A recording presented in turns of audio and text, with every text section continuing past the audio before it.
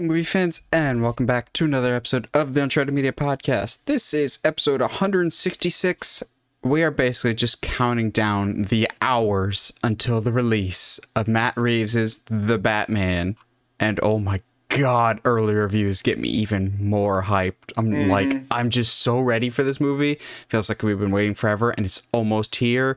And I'm hearing phenomenal things about it. So we're gonna talk about Batman this week. We've talked about Batman in the past, but it's been a while. So Batman is one of the greatest comic book characters, greatest film characters of all time. But in the words of Rocky Balboa, it ain't all sunshine and rainbows. It's a very mean and nasty place, and the Batman franchise will beat you down to your knees if you let it. Because Batman's got some great moments, and he's got some moments that we still haven't forgiven them for. So we're gonna do that. We're gonna talk about the five best Batman movies and the 5 worst Batman movies. So anything is fair game. Theatrical, direct to DVD. We wanted to get a nice little mix of everything. But boy, was this an interesting list to cobble together. Josh, how you doing today? I'm chilling like a villain, keeping in the tradition of always recording somewhere different every episode. I am in my office / room this morning, so dude, we are chilling. I've got my coffee. I've got my good friend here. We're talking about Batman. I don't know about you, but at least when it came to best, I found myself putting a lot more of those direct-to-DVD Batmans. I try to have a good balance. Yeah, I try to have a good balance on both. There's a few. I'm like looking at my list now that I have a remarkably less amount of live action on the best and more on the worst, which I did try. I promise you, I tried to not all do Dark Knight Rises. They are not, it's not 5 things from Dark Knight Rises, I promise. I don't have any Dark Knight Rises on my worst list just because I think you're forgetting some really big moments. Before we recorded, Josh was having some struggles with the worst list, and I'm like, oh, once you get to my list, you're gonna be like, oh yeah, I suppressed that memory because we didn't want to talk about that. And no, the bat shark repellent is not on either my best or my worst list today because it's just indicative of its time. But Josh, have you been watching anything lately? Dude, I don't know why, but I was busy this past week when it came to watching movies. I watched same actually. The Vow starring Channing Tatum. It's my favorite chick flick. I don't know why. I also have never seen Harry Met Sally, so apparently I thought this week was the time to watch that. Which is good. I actually really liked it. Or just going, where did the chick flick kick come from? Ooh, the chick kick. Idea. Chick kick? No, that's different. That needs to be a wrestling finishing move. I'm sure it is. It's just when you kick a girl in the mouth or something. And then Mickey James is like spinning kick. I mean, that's basically it. Yeah. The Mick-Chick kick. Mick-Chick kick? Yeah. I watched the Kid Cudi documentary on HBO Max called A Man Named Scott. I watched Moonrise Kingdom, which is my favorite Wes Anderson film. And I watched French Dispatch this week. Did we both watch French? Did we both watch Yes, French Dispatch? we both did. How did we not talk about this all week? Because I was saying for this that I just watched French Dispatch yesterday. Oh, okay. I was like, okay, cool. He talked about Moonrise Kingdom. That's going to be a perfect segue for me to talk about watching French Dispatch. But then you said you watched French Dispatch too. Okay. So this is great. This is a very rare moment on the pod where both of us watched a movie and neither of us. And it wasn't a new movie. It wasn't a new. Well, I mean, it's within the last year, but it's not like a theatrical, like it came out like in theaters currently type of thing. Yeah, but it's very rare for us that we watch a movie that is recent that we're both aware of, and then we just didn't talk about it at all. I don't know about you. A few things. I was surprised about the amount of nudity. That's not It's normally a primarily thing. just the opening, the first video. Yeah, it is. And it's primarily one person. I mean, and I'm not necessarily complaining. It's just, I think it was odd in a Wes Anderson movie. Yes. That's what I think threw me. And I think part of that is just because it's like, quote unquote, the French, which is in the same odd. way, though, how it's presented in the movie is so Wes Anderson. Yes. Oh my gosh. I'm going, okay, if that's going to be in this is how Wes Anderson's going to do it. That being said, honestly, that one I think is my favorite of the three stories, just because it feels the most Wes Anderson, like, chaotic energy, basically. Prisoner basically is like, all right, cool, I'll do this painting for you, but it's going to be into the walls of the prison gymnasium, so it's going to be legitimately illegal for you to take it out of its spot. Like, okay, cool, chill.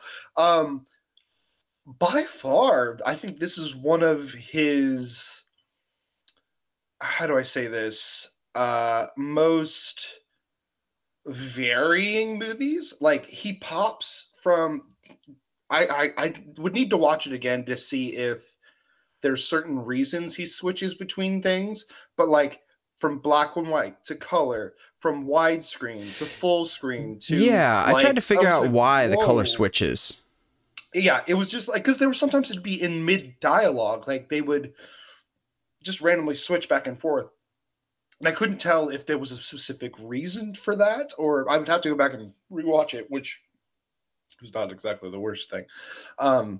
But yeah, no. So what did you? I liked it. It's not going to be my like top 5 Wes Anderson, I think, but it's fine. I liked it. Grand Budapest will still be my favorite. I think your enjoyment of this movie, it depends on how much you enjoy. It's like basically 3 stories that are included in the final issue of a magazine called The French Dispatch. So it's a story within a story. So typical Wes Anderson. I think your enjoyment of this movie will vary depending on how much you enjoy the short stories. I think if the other 2 were to the quality of the first story, I would probably put it as my favorite, because I really like that first story and just the chaotic energy. I had to almost stop the movie and collect myself because I was laughing so hard when it's just like, you're up for parole. You killed 2 men. It was an accident. It was double homicide. You cut a man's head off. Okay, the first one was an accident. Like, okay, that's good. And how it's delivered, just, dude, that whole scene though is like, whenever they're like, no, he's not getting parole, the guy's like, all right, check my belt down. Like, it's, gosh, the whole and the thing, and I don't remember this being a thing in some of the other Wes Anderson movies, but when he has those wide crowd shots and everybody's standing still, and it would be so much easier to just take a picture and do a still and pan across it. But he has everybody in this shot. We're talking 30 plus people in this shot doing the mannequin challenge. Like, and it's visible. You can see people move. And it's so funny. There's a couple times that I was there. It felt very much like the ending of Blazing Saddles when they're doing the throw out your hands, stick out your tush, and then like all the Western people come crashing into the set. That happens a couple times in this movie, and it got me every single time. So it wasn't my favorite Wes Anderson movie, but I really enjoy it, and I'll probably be tracking it when this one down on home video. I think it's already out, but I saw it on HBO Max, and I really, really liked it. That was probably the best of the things that I've watched, because I was very varied this week, and only thing that unified them all is most all of them were bad, except for The French Dispatch. A friend wanted to know my thoughts on the newest Texas Chainsaw, and he wanted to have a conversation about that, so I watched it. Thank God this movie is short. When you hear Netflix Texas Chainsaw Massacre, it's exactly what you think it is. We're going to shoehorn in a whole bunch of woke politics of, like, again, political messages in horror movies are nothing new. But when it literally is not subtle at all, of basically a whole bunch of young people trying to kick out a Texas town so they can basically gentrify it, and they're like, oh man, there's a Confederate flag there. I'm like, dude, you are in Texas. Why are you surprised by that? Like, have you never seen a Confederate flag before? Or just a whole bunch of, like, is this satire? It's so bad. But I will say, the gore is very good and very bad at the same time. There's some really impressive practical squibs and practical blood in this, and then there's some bad CG blood. So I don't fully know what's happening here. Yeah. The characters are all terrible, like awful. And I know people are just like, well, sometimes you just want to watch people die in a horror movie. I'm like, isn't it better when you care, though? The final kill is cool. That's not a movie. That's like a security cam of a murder. Shit, like no, like shut up. Like that's not what that is. You don't get to just be like, no, I just like to watch people die. That's fine. Like no, that's not okay, bro. Yeah, it wasn't. It was bad. It was exactly what you think with Netflix Texas Chainsaw. I also watched a documentary called Boris Karloff, The Man Behind the Monster. Basically a documentary about the film history of the guy that played Frankenstein. Frankenstein's monster for Josh. It was informative, but not to the quality that I was expecting it to be on a platform like Shudder and about a man like Boris Karloff. Like, it had a lot of good information, got a lot of good pictures and video that I had never seen before, really well researched. It came down to the talking heads part of it that I kind of had issues. Talking heads part and the structure of it. There was a lot of times in this that it was very distractingly bad green screen, like bad keying on people's hair. Just kind of, I don't want to say bad, but it felt almost like one step above a college finals documentary project.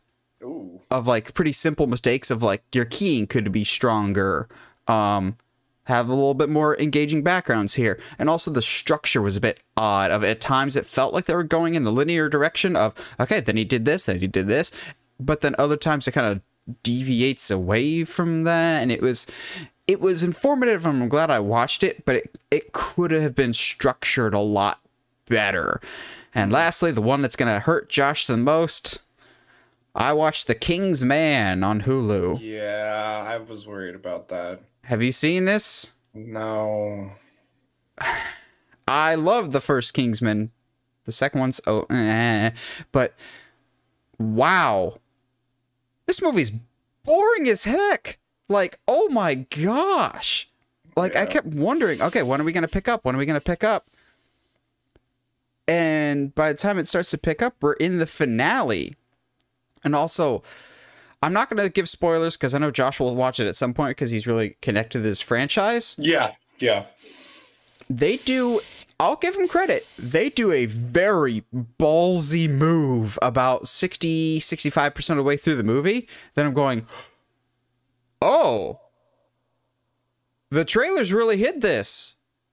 It's probably not a good thing the trailers hid this, because I don't know, like, it's something so monumentally big in the story that, and it comes so late in the story that you wonder how we're going to pivot away from this and kind of recover from this. It's not to the same degree of Joel dying in Last of Us 2, completely like kind of just gutting the narrative, and basically like you're sitting there shocked for a while, but it's like, oh, there's only 40 minutes left in this movie and I don't know what direction we go now. Yeah. Also, like, the trailers market this in a way that it's really not. So, like, minor spoilers, but it's really not a huge thing. The trailers make it seem like Rhys Ifans is, Rasputin is, like, the main villain or whatever. The dude gets taken out in the first third of the movie. Okay, I mean, I had a feeling about that, but yeah. But there's a, like, quote-unquote twist ending of who the real villain is. I'm going, oh! Is it a twist if we've completely neglected this character for 90% of this movie and they purposely try to make us forget about this person? Like, yeah. Ralph Fiennes is fantastic. Jaimin Hansu never has a bad performance, and he's always the best thing about it. He's great. Gemma Arterton gets a little wasted, because I love Gemma Arterton. This movie's bad. Like, I had heard not great things about it, but I was going, wow, for a Kingsman movie, it's lacking the Kingsman flair and style to it, because the first Kingsman has a very specific feel, which is great. It's shot a specific way, the action is done a specific way.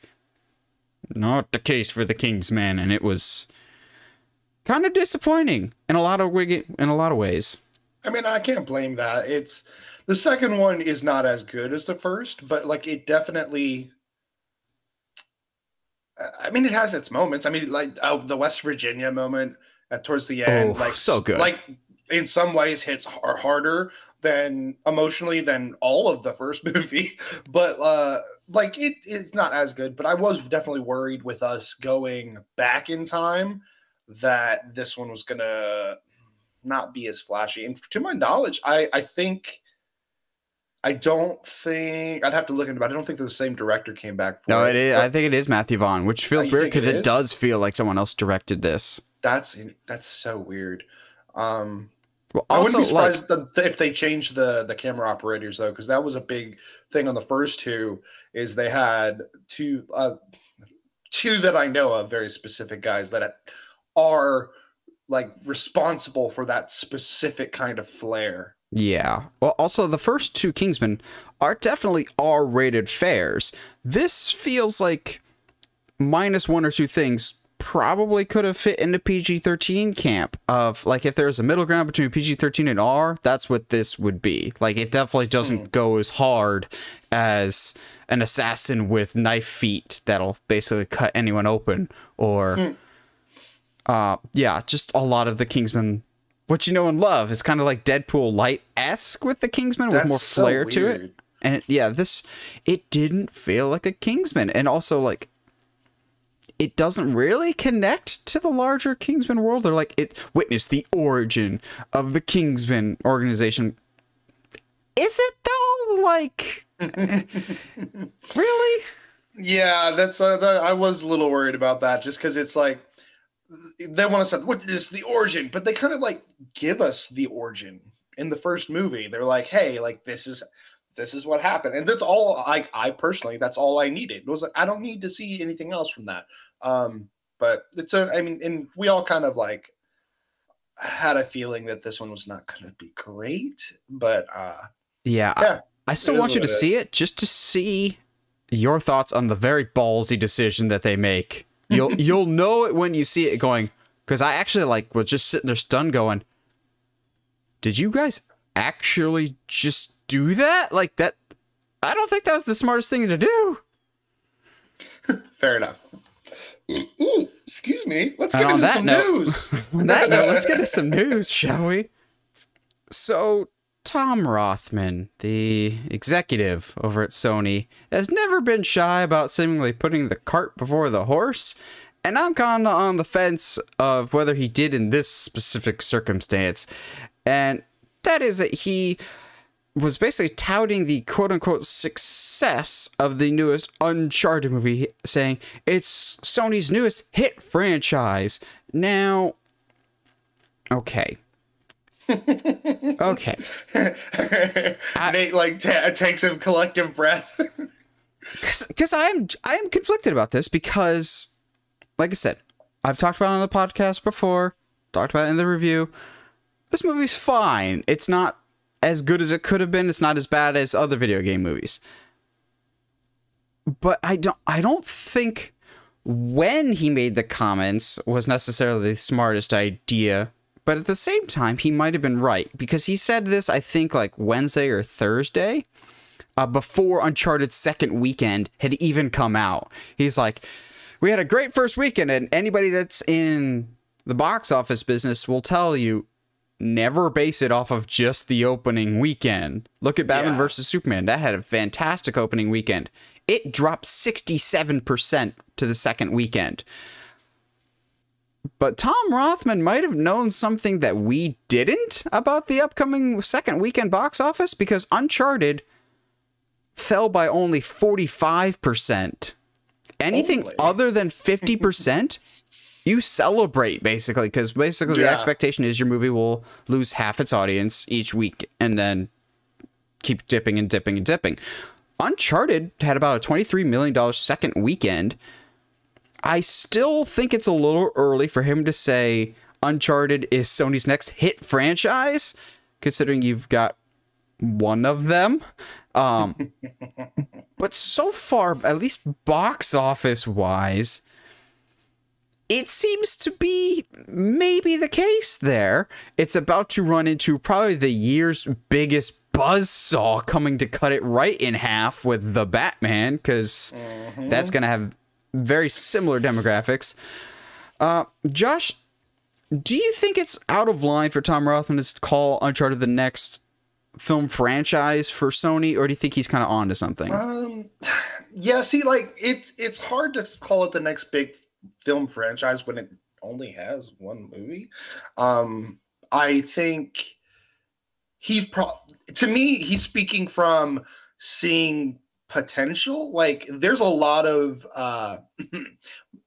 milk you can get from that cash cow. There's a lot of stories you can potentially tell with Uncharted. Whereas, like, so, like, in an adventure series like oh geez, it just left my mind. National Treasure. Like, National Treasure, you can only do, because of the premise that you've set up, you can only really do treasures that have to do with like the Constitution and like very specific, like, niche treasures. Whereas with Uncharted, you could have him go after the treasure of the Curse of Oak Island or something. I don't know. You know what I mean? Like, which is there's rumors that they found it. So anyway, not that I watch that show religiously or anything like that, but to call it a hit franchise, even with the good numbers coming, I feel like is a little premature. But my hope is that now that they do see that people will come out to see an Uncharted movie, that maybe when they make a second one, they'll put way more effort into it. Not to say, hopefully get a different director and composer, but mainly a new composer, because and that's hard for me to say because I haven't seen it yet. But just based on everything that you've told me, it sounds like, hey, we acquired this game property for the movie rights for this game property. We own it already. Yeah, exactly. But like, so we'll just throw something together and hope for the best. Like, that's not what you want to do with one of the biggest gaming franchises of all time. But, you know, each their own.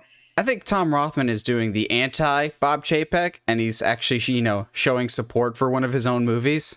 That's and fair. Actually, like, sticking up for it. Because this has very much a divide of critics and audiences. Audiences are, like, loving this thing, and critics are hating it. Even then, I want to have a conversation with critics and going, okay, you look at this movie, and you're crapping on it.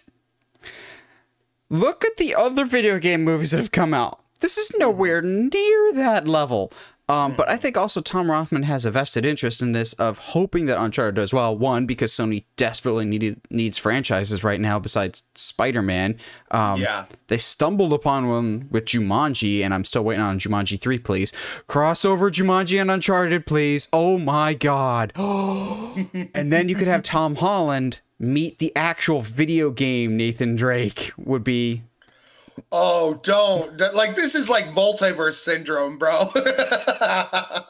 But they could do that via Jumanji link. They really could. Or even have, like, Nathan Fillion play a character in Jumanji that's, like, Nathan Drake-esque, just to kind of shut people up.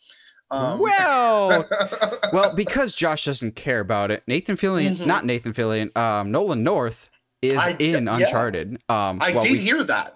And it's the only time you hear the Uncharted theme, except for one other time, and it makes me really, really sad. But I think he's putting the cart before the horse because he wants this to be a franchise, but also I think he's saying this because he wants other video game properties to be franchises too. So for those that haven't seen it yet, or when you do eventually see Uncharted, there's a new logo intro in front of it for PlayStation Productions, because as we've seen, this is the first PlayStation movie under that banner, PlayStation Productions. The next project will be the Last of Us series. It's a really cool opening. It basically shows, like, famous PlayStation characters, and it kind of makes me wonder if the characters that show up in that are ones that they have their eye on for future projects. And so they're kind of hoping, okay, Uncharted is the one that translates the best cinematically, so we'll put that one first, and then we'll kind of test the waters for a God of War, a Horizon Forbidden West, a Astro's Playworld as an animated movie for kids, maybe. Because there's a lot of interesting routes you could go with that. I just think it's funny that he was just like, Uncharted is our hit franchise. After only the first weekend, I'd be like, "Calm, slow your roll there. Batman's about Batman's about to devour you." But I think it's a positive sign seeing that second weekend of it wasn't the big dip, because there's so many naysayers to this movie, and I'm not saying I'm defending it. But if you really look at what Uncharted's doing right now, it is defying a lot of expectations right now. Much stronger opening weekend. People were projecting somewhere in the 30s. It ended up with a $51 million opening weekend, $23 million second weekend. It's already made like $220 million globally, so it's more or less kind of already made its money back. So in that sense, like, it's profitable for them. So I think you just need to be a little more in the black. Then you can consider it a hit franchise. You know, after you announce a sequel, announce a new director, announce a new composer, never hire that composer for another Uncharted movie ever again, get new music, and hire a new composer. So do you want them to hire a new composer? Just bring back Henry gosh dang Jackman. He's already done the music for Jumanji, and Jumanji sounds more like Uncharted than the actual Uncharted movie. I don't get it.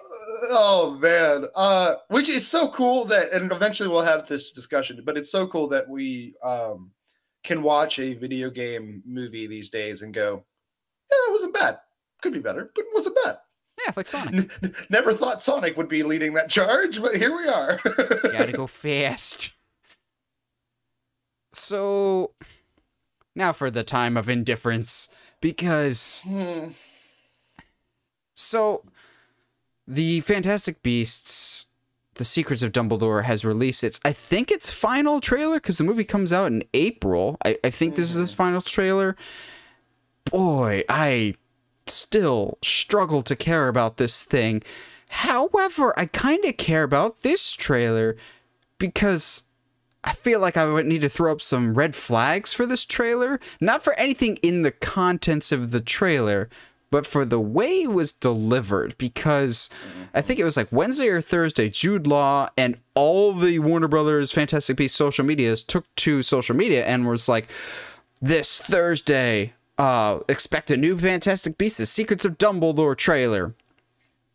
Thursday came, and nothing happened. No trailer, not a peep. Friday, Saturday, nothing. Then it just dropped on Monday.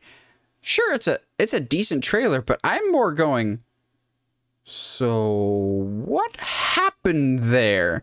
Was there a spoiler in the trailer that you're going, that shouldn't be there? Or it's just bizarre because we've seen movies get delayed. I don't think I've ever seen a trailer get delayed. Like, maybe don't publicly announce that you're going to announce a trailer or release a trailer.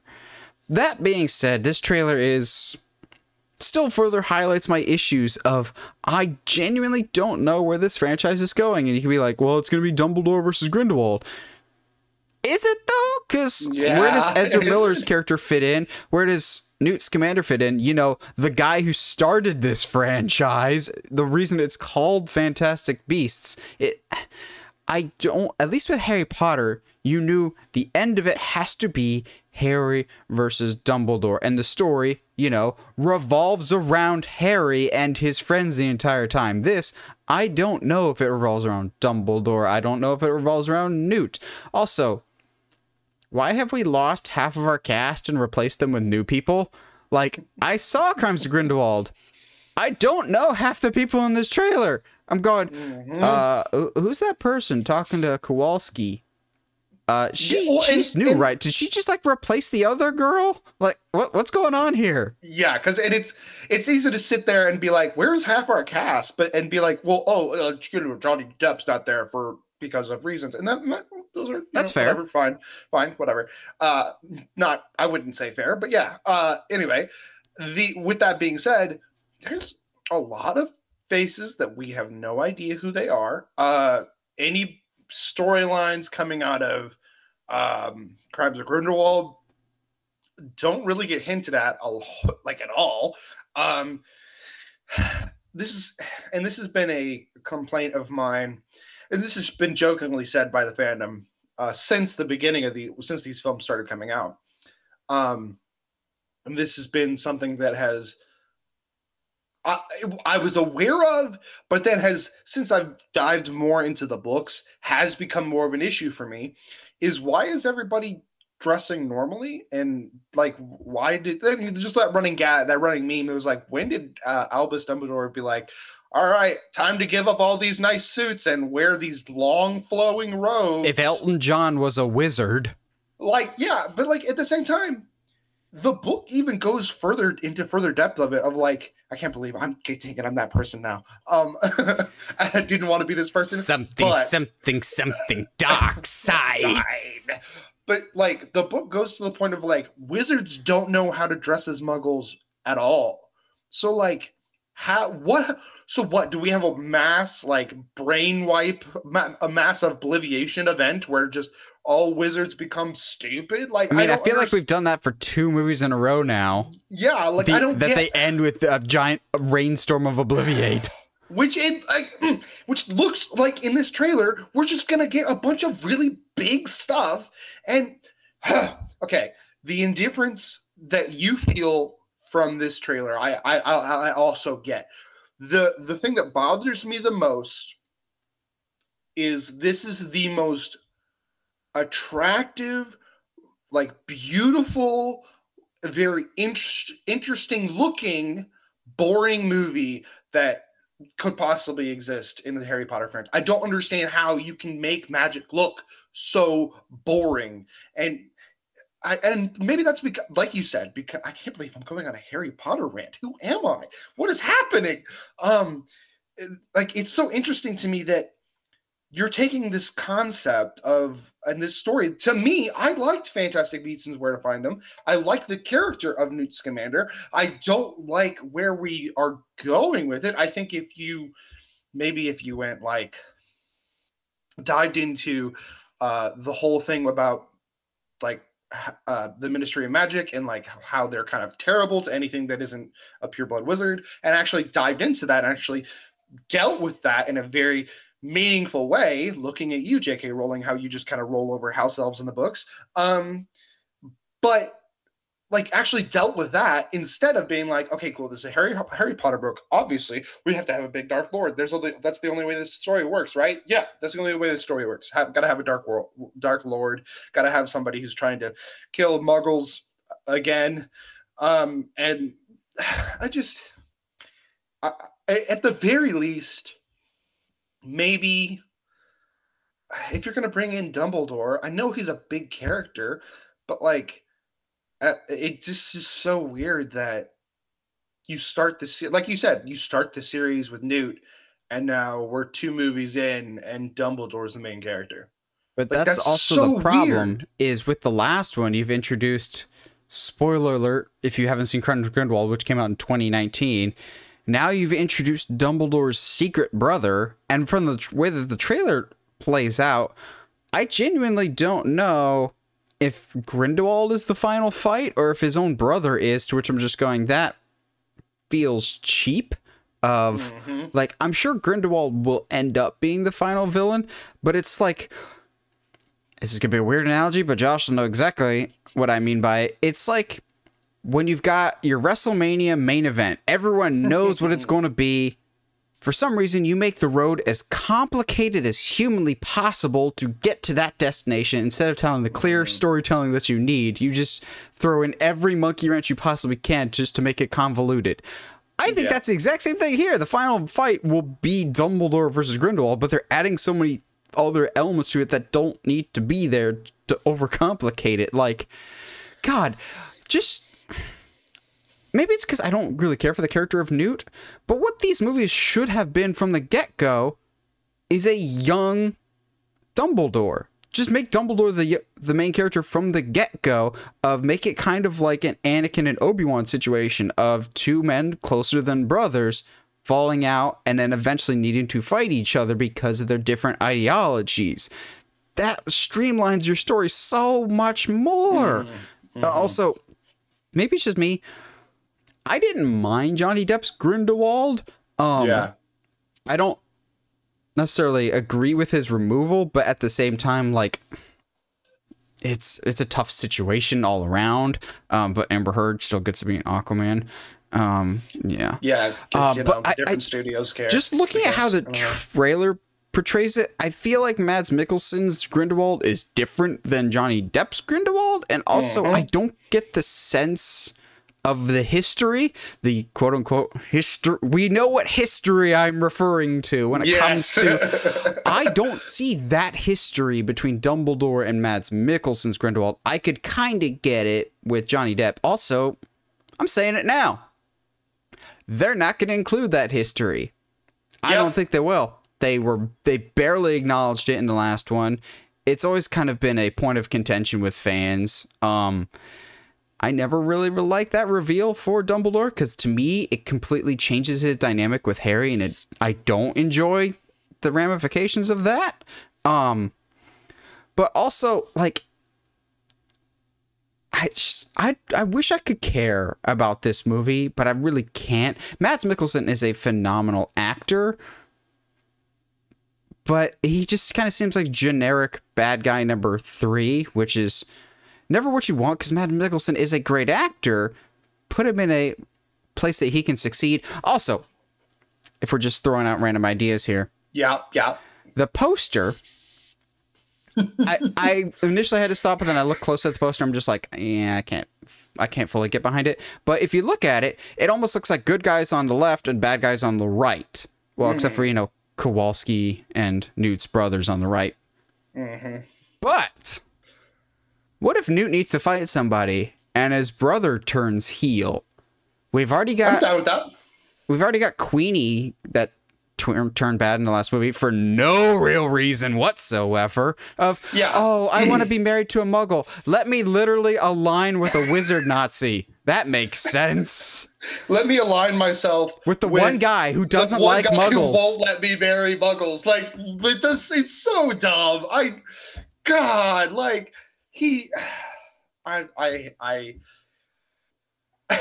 just remembering the conversation between you and I when I finally watched Crimes of Grindelwald, and I was like, yeah, no, this is as bad, if not worse, as what you had told me. Wow, this is really bad. Yeah, because the first Fantastic Beasts, I don't love it, but it's a solid like 7 out of 10. It's average. So, question for you. Why? Maybe because he's in America. I don't know, but don't you have to have? How do I say this? Presented magical abilities in order for a wand to work with you. Yeah, doesn't the wand choose the wizard? You can't just like give someone a wizard. Give somebody one. Like a wand chooses the wizard. It's the whole point of Harry basically destroying Ollivander's shop. Yeah, no, definitely not. Oh my gosh, like.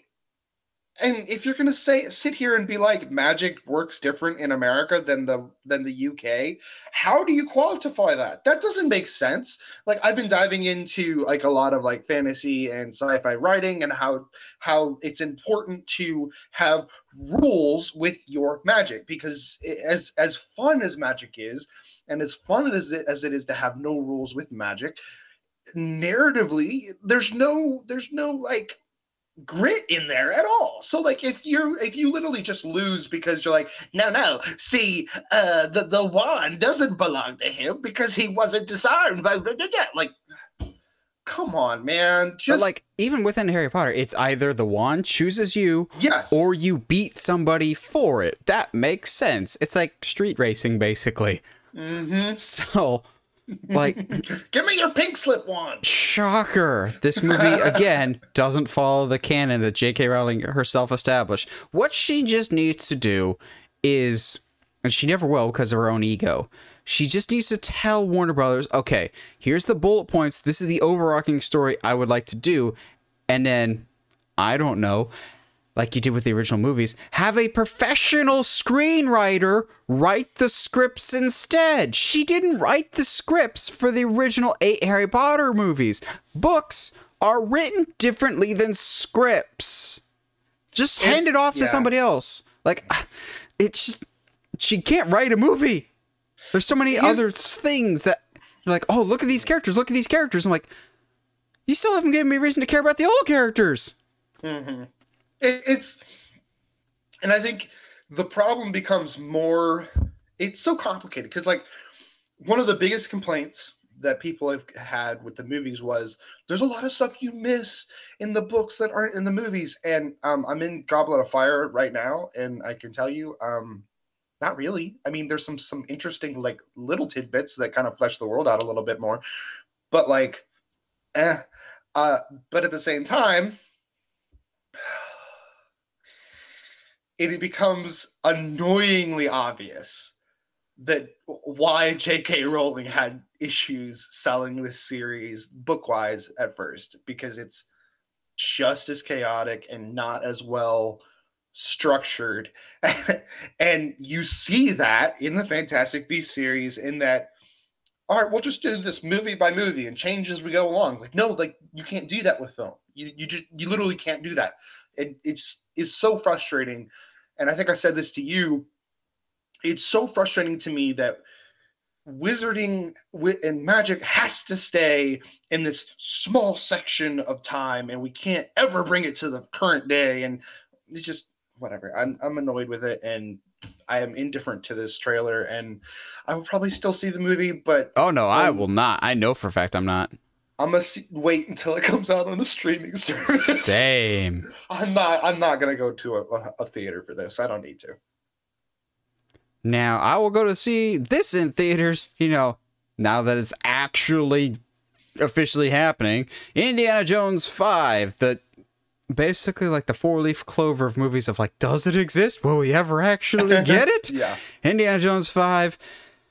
Wraps filming finally 14 years after the last Indiana Jones movie came out. Like, good grief. I'm excited cautiously about this movie. I don't hate King of the Crystal Skull nearly as much as some other people, because as a movie, it's really not that bad.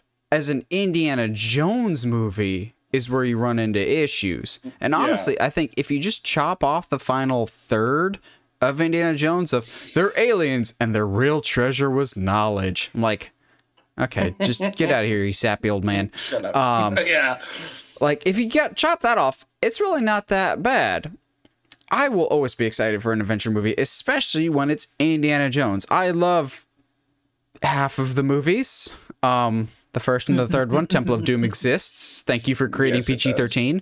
I'm excited because this is going to sound so mean, but I'm going to say it anyway. I'm excited because it's not Steven Spielberg anymore.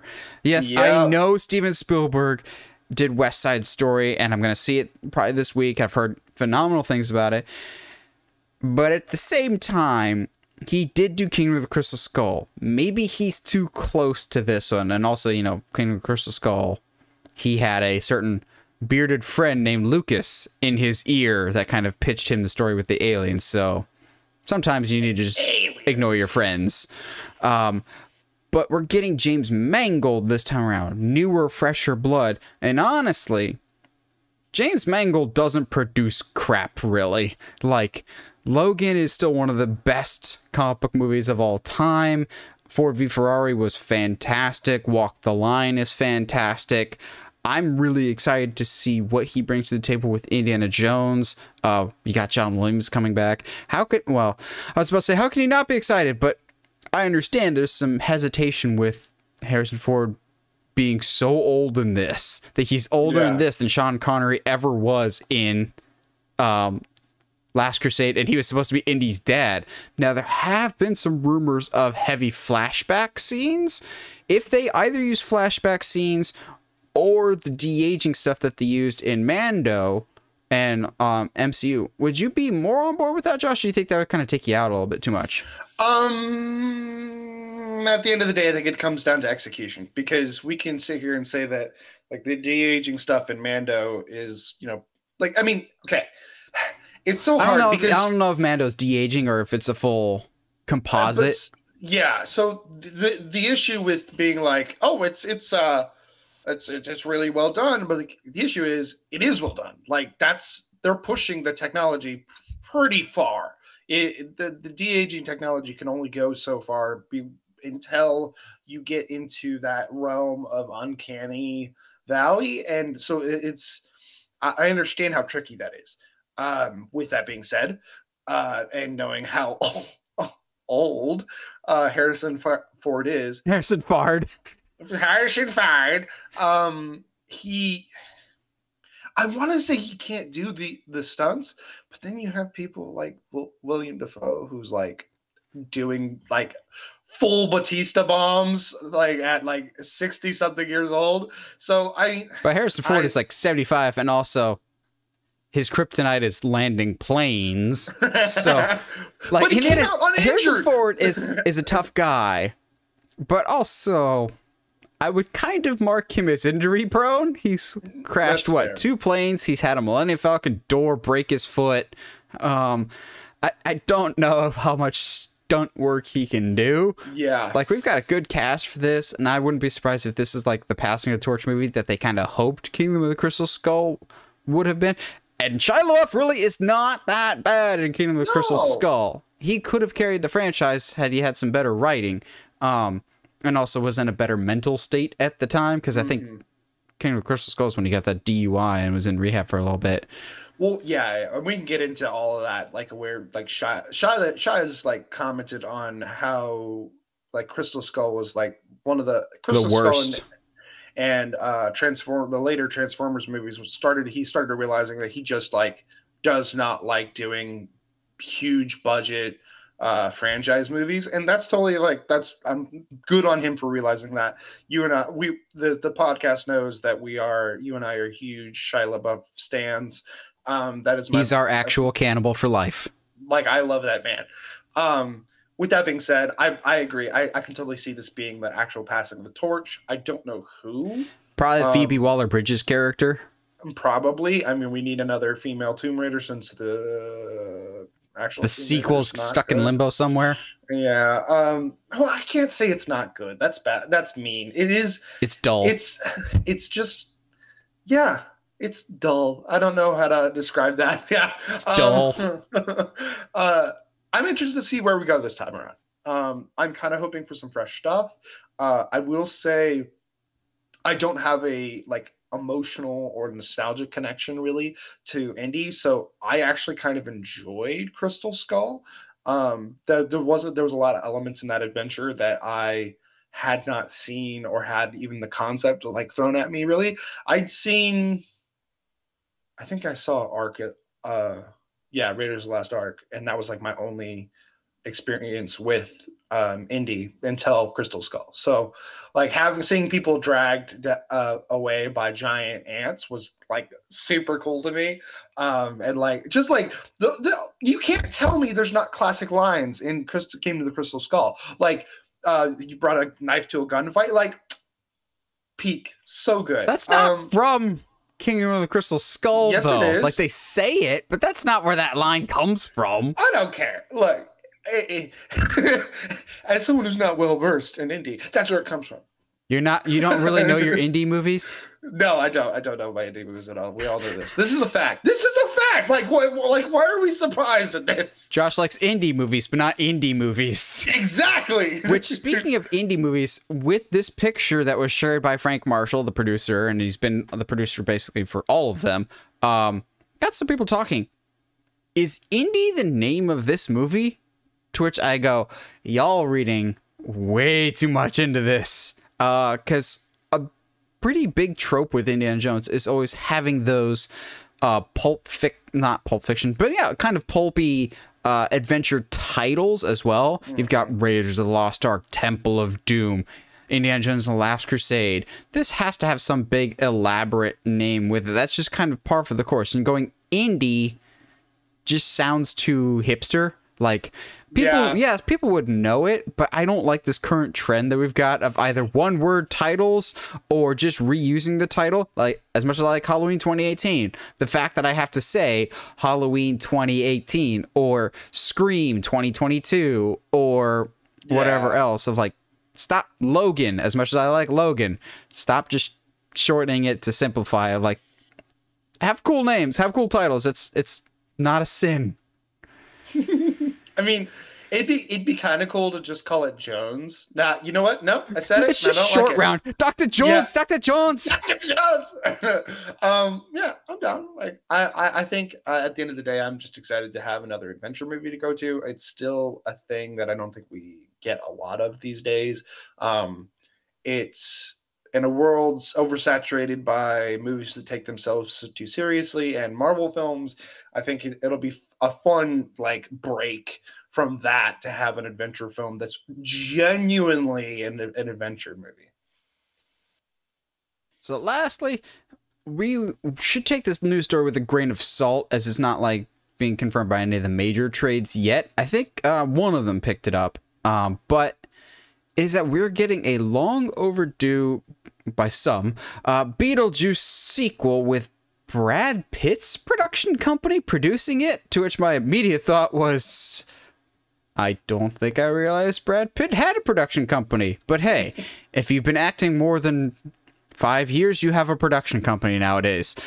So Josh and I actually have at least somewhat of a history with Beetlejuice, a very, very minimal history, and that is when Josh came down last year for Horror Nights, we did the Beetlejuice house at Horror Nights, and it was probably one of the top 3 worst houses last year.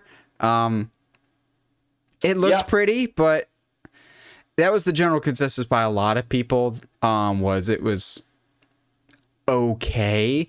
I saw the movie for the first time for homework for the house. Like, I didn't grow up watching Beetlejuice. I didn't grow up watching a lot of Tim Burton stuff just because he's not really my favorite director. So I finally watched Beetlejuice and I'm going, what's the hype with this? I don't get it. I know a lot of people do. I think it's that same kind of generation era of people that love Ghostbusters.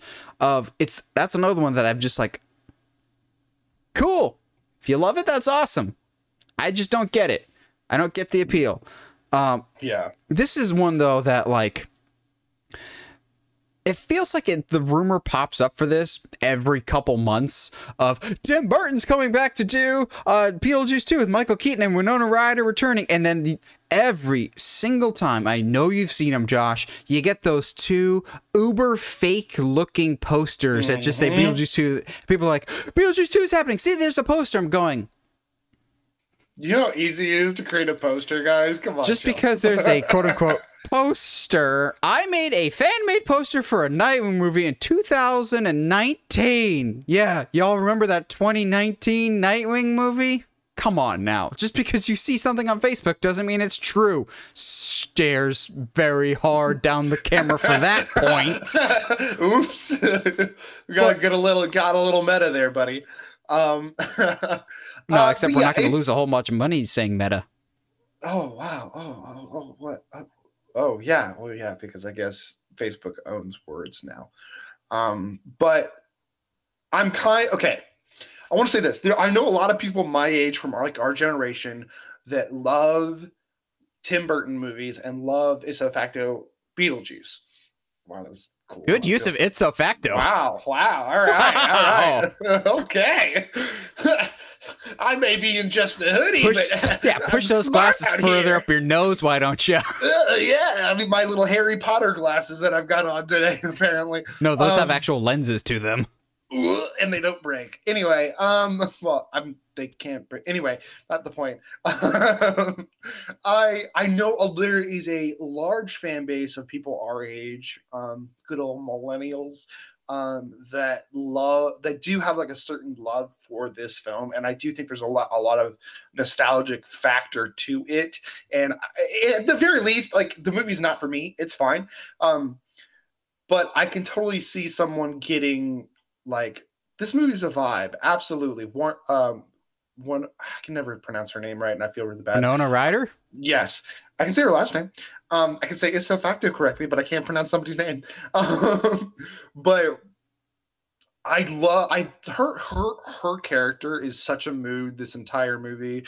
Like if anything, she's the only reason that I continued to watch this movie. It's a lot of fun. She's a great character. But that being said, I don't know what you do for a second one. What, Beetlejuice tries to tempt somebody else? Like, you know what I mean? Like, what? Yes, a 70-year-old Michael Keaton. Gosh, it's just weird. And it would be even weirder if Keaton didn't come back as Beetlejuice at the same time. Keaton and Ryder are expected to come back. Yeah, so I don't know. Maybe it's Beetlejuice training a new Beetlejuice. I don't know how that would work, like demon wise. I don't actually hate that idea. That's not a bad idea. Somehow Winona Ryder's character has died, and she is trained to be the new ghost, so to speak.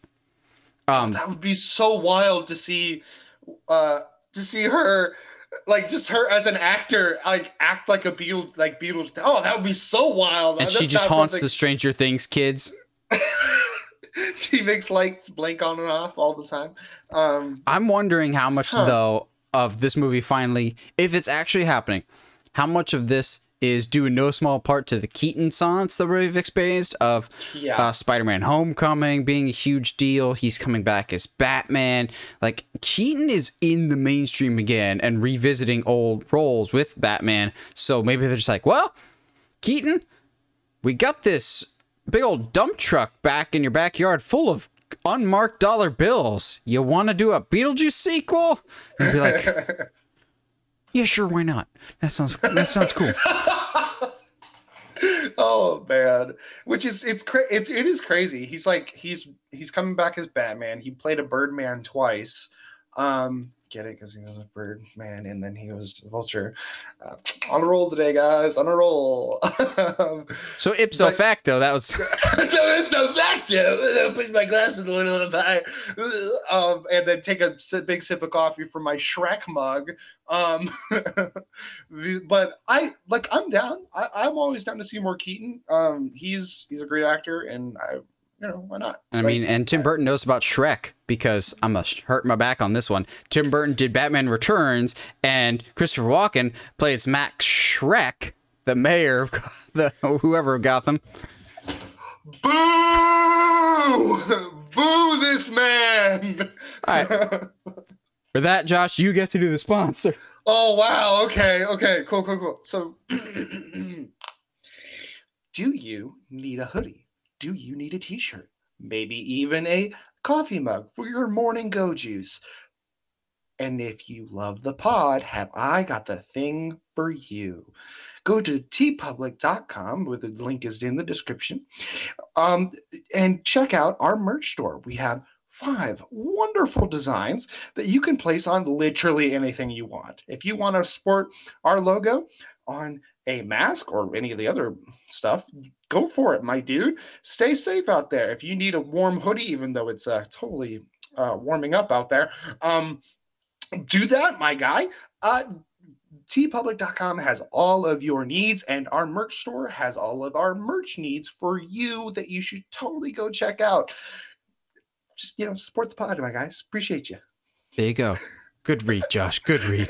Thanks, Good read, man. as we have no script whatsoever. Script? We don't do scripts. So, Batman has a long and storied history of a lot of good and a lot of bad. So, again, I didn't give Josh any heads up. I hate you so much. Oh my god. So, I'm also going to put a disclaimer on this. We're going to see how long this thing lasts, because I can't breathe through my nose right now. Breathing is overrated. And also, I had to finagle. I still have my headphones in. I had to finagle a little bit to just go, okay, can I get this through the mouth hole? Nope. Through the neck it goes. So, all those people listening at home on the audio platforms are going, what is happening? Just picture me with the greatest Batman cowl covered in paint from being stuck in a closet for a couple of years. That's what's happening right now. Do you have a lot of paint in your closet? Because that's how you have to do this when you're discussing Batman. Not that I've done it for any of our other Batman discussions, primarily because I forgot I had this. And I am already hot and sweaty. This is going to be a nightmare. Josh, do you want to start with the best or the worst? Let's get the worst out of the way, because I think these are the worst in my mind are some of the more obvious ones. There's a lot more to choose as far as best options. I don't know about you, but I didn't necessarily quote unquote struggle, but to find worse. But it becomes obvious on which movies I don't like. So is this just Dark Knight Rises moments? Yeah, it's just no, it's not. There's two, but that's not the point. Jeez. Okay. I mean, the other ones are pretty straightforward. But what's your number 5 worst Dark Knight Rises moment? The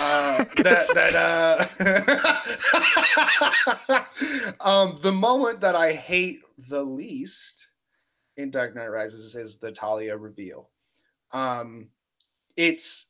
It undercuts literally everything Bane has been working for and done the entire film. And I'm like, it was Talia the whole time. Like, I don't care. Shut up. Like, we can kind of tell that she's not who she says she is throughout the entire movie. You can kind of tell ya.